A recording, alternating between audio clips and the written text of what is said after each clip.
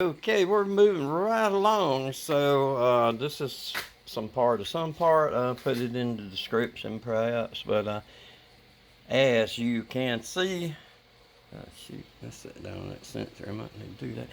But solar head is off. It don't look bad. I'm amazed. It's probably just gonna take a little lapping. I haven't seen any cracks between the valves. I haven't had any skipping. 250,000 miles. I got turned the wrong way. I told 260 in the previous video, but it's got 250 something thousand, so you know I was off 10,000. Yeah, everything looks good. It's good and clean.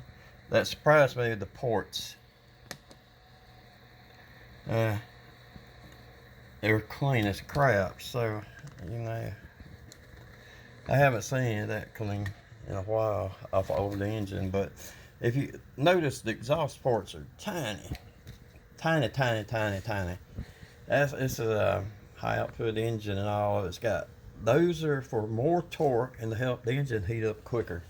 So that's gonna be a breeze to fix. I gotta go get some more valve lapping compound. I can't find it. I gotta go pick up my parts. I'm too short on the rod bearings.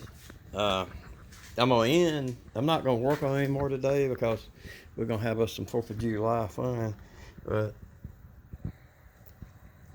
look at that. Cheated a little bit. Pistons only been there like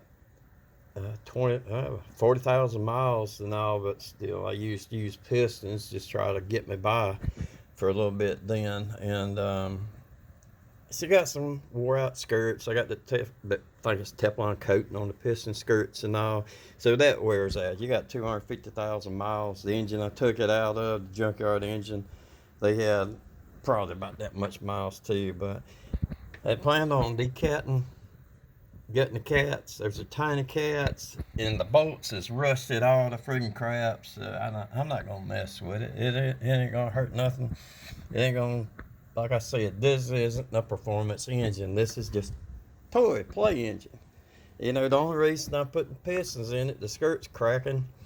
Piston skirts are cracked, and it's like, it sounds like a Cummins idling. You know, love Cummins diesel. You know, I think they're cool as crap, but anyway, not gonna worry about that. We're gonna put it back together. Redneck rebuild. Timing chain is up under there. And it's like, nah, screw it. I was gonna put a new timing chain on it. I got the tools to take all that crap off, but you gotta pull I don't want to take the radiator out, nothing like that. And just a quick fix.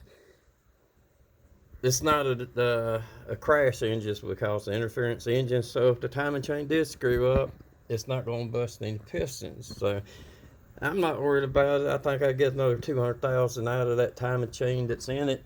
And one little handy trick: first time the shop hasn't got doused down with water, or any shop that I worked in when I pull the heads, it's about impossible to get the coolant out. So my little test area over there, where I test out my 4-wheel drives up and down the hill, I took my pan out here on a little hill, pulled the petcock down there, drained as much coolant as out I could, and then I pulled it over there on about a 45-degree angle. And don't stand in front of the vehicle if you ever do it. Put the park brake on, got out through a pan, popped the plug out, and got the majority of the coolant out. So I don't have a big mess in the shop today. We'll see when I pull the oil pan off. I'm probably gonna do that tomorrow evening. I gotta check, make sure there's I think it's 3 7/8 bore.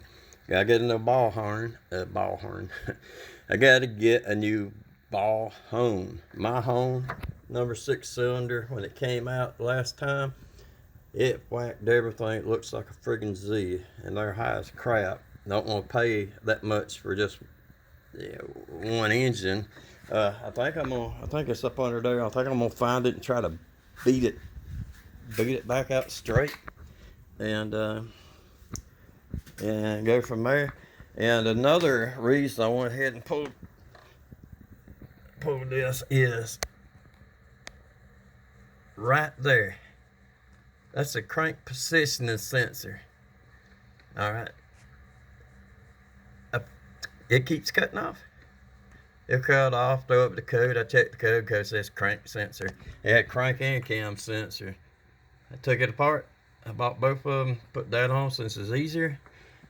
It was all the crap on the inside. That's the way it ran it all. So,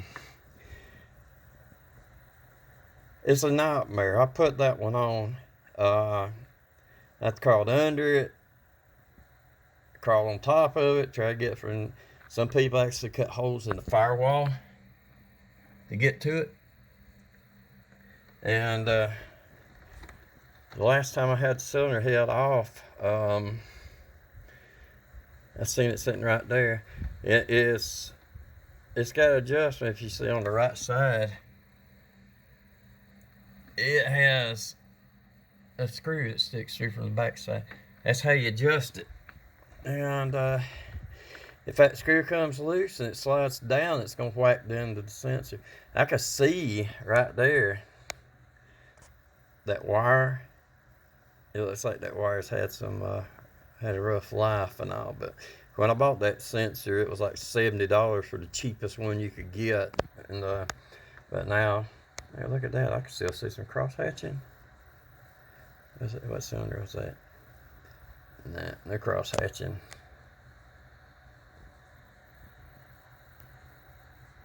D-top pistons. Well, I'm rambling. So anyway, that's what made me go ahead and pull the trigger. That little SOB right there. I got to work every day at having to cut it off and walk. Not walk. Cut it off, let it cool down a little bit, and I go wiggle the wire. It crank up. So it made me late a couple of days to work. And the comfort, this WJ Gen 2 Jeep Grand Cherokee it's real comfortable to drive. I got to fix the seat. The seat won't let back or forward anymore. I got a broke piece on it, so I got to try to get it out. Once I get this back together, or heck, I might go ahead and do it while I'm waiting on parts, and jerk the dash out. And like I said in another video, get all that crap put in there. So I gotta get my Army Dad self ready for 4th of July barbecue cookout. So here we are. Yeah, thanks for watching my video and all. And if you like it, hit like, give me a thumbs up. It helps the algorithm. I haven't been producing a lot of content because I have couple big jobs at work, but it slacked off. My viewers went from 40,000 a month to 10,000 a month. So if you would, please like and subscribe and tell everybody. I'll get back some real, I don't know, I'm all over the freaking place of my videos. I just do a little bit about a lot. So right now I'm sharing on my Jeep. So peace out, you two. Everybody have a happy 4th of July.